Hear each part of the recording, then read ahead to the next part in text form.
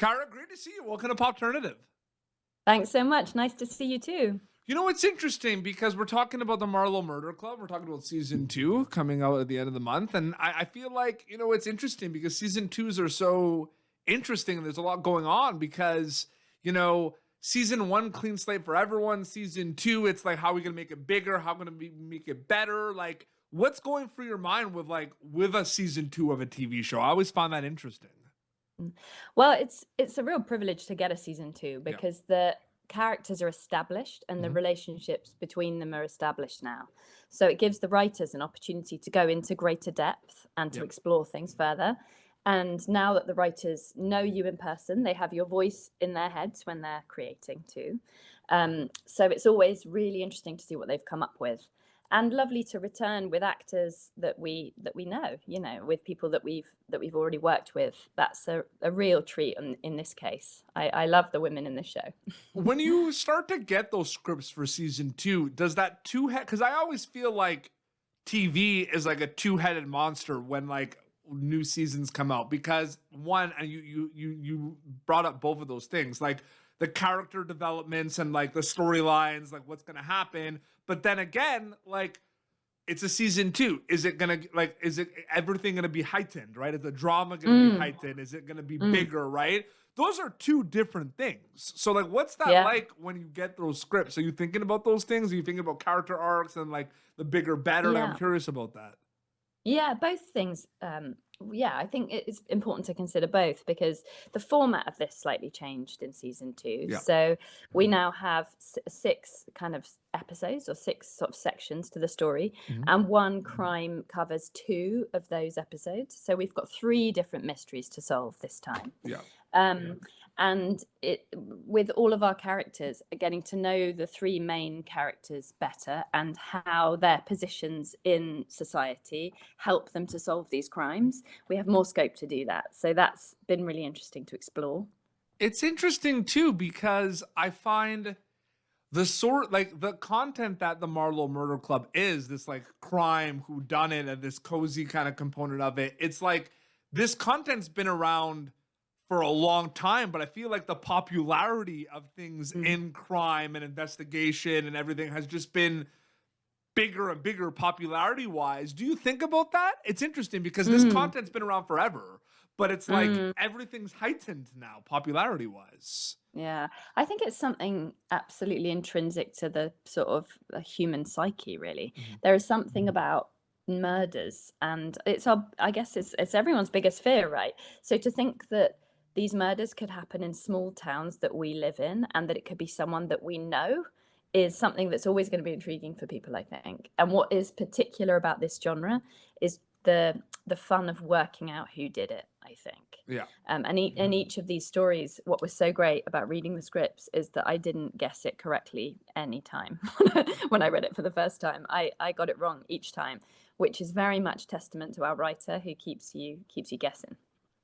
It's almost like you knew that's like the perfect segue to my next question. It's almost like you knew Oh, what I was gonna good. ask. That's amazing. You're a professional. It's amazing. You would Um, never think I've done this before. I know from an acting perspective, you Mhm. try not to do this because as an actor, because I'm a filmmaker as well, and I when I deal with my actors, they're very present. They're very like in the zone. So I know you try not to do this, but given what you just said, right? Like the detective component of it, right? The audience member watching this, trying to figure out who did it. You know what I mean? Are you ever conscious of the audience member watching the Marlowe Murder Club while you're making it in production? Or is that something that happens a little bit after you wrap, so to speak?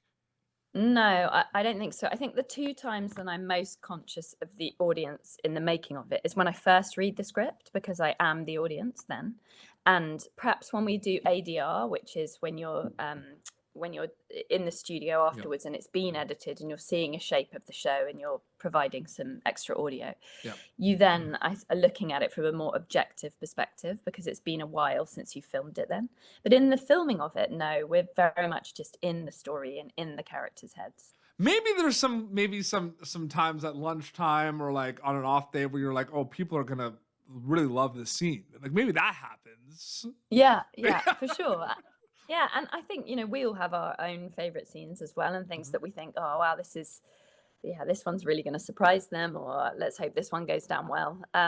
So I do think there's an eye on that, and also, the scripts are they're fresh and they're different, and we're sort of being pushed with each script a little more to, like you said, to heighten things.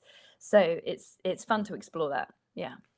You have an incredible body of work in TV and film, different worlds, different characters. And I know it's all storytelling at the end of the day. But like, so with that being said, how separate are past projects and past journeys you've been on in TV and film compared to something like the Marlow Murder Club? Like, do you bring mindsets or preparation from past things, or are they completely separate once you wrap them?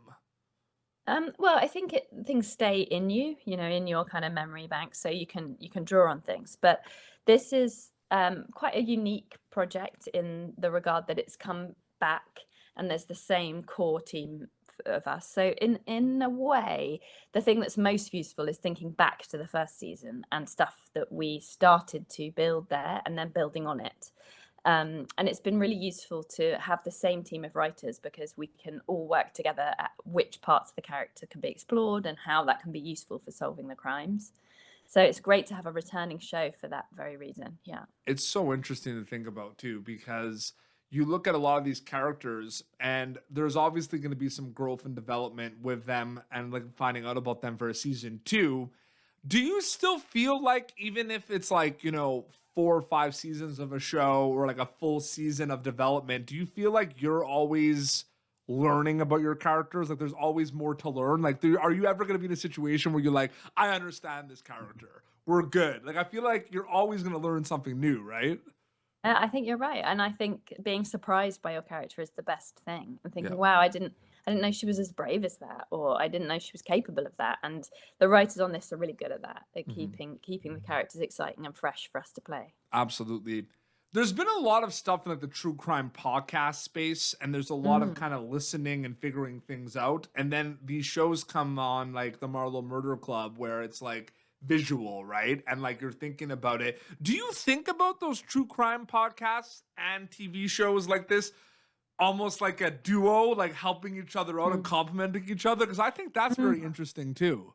I do. I got really into Serial when that was out, Yep. and there's something about finding things out in real time, which I think is really interesting for audiences. So watching like in that show Serial with our show, you're watching the sleuths work it out in real time with them, and the clues that they're seeing, the things they're remembering, the pieces of the puzzle being put together in front of your eyes is a really interesting thing to observe, I Yep. think. And I'll be interested to see whether audiences can guess the murderers with this season, because yeah, like I say, I couldn't. Absolutely. And then last question before we wrap. I mean, it is PBS bringing us together for this interview because, season 2 is going to be available August 24th, part of PBS Masterpiece on Prime Video, the add-on, which is exciting. Is there anything you could say that's exclusive to season 2, whether it's your character, whether it's the whole storyline, something spoiler free that is exclusive to season 2 that we didn't see at all in season 1? I would say that when it comes to the kind of stunts element of the show, it's definitely heightened in this season. We see the women in much more perilous and kind of tricky and sort of terrifying situations that we didn't have before. So it'll surprise them and make them laugh as well. I think there's a big humorous element to this show too. August 24th, that's season 2 of the Marlow Murder Club. Cara, it was an honor and privilege to speak with you. Thank you so much for your time. Thank Really you, appreciate Peter. it. You too. Thank you so much. Thank you for tuning in to Popternative. Make sure to check out our past episodes of Popternative on YouTube. This has been an Autograph Communications production.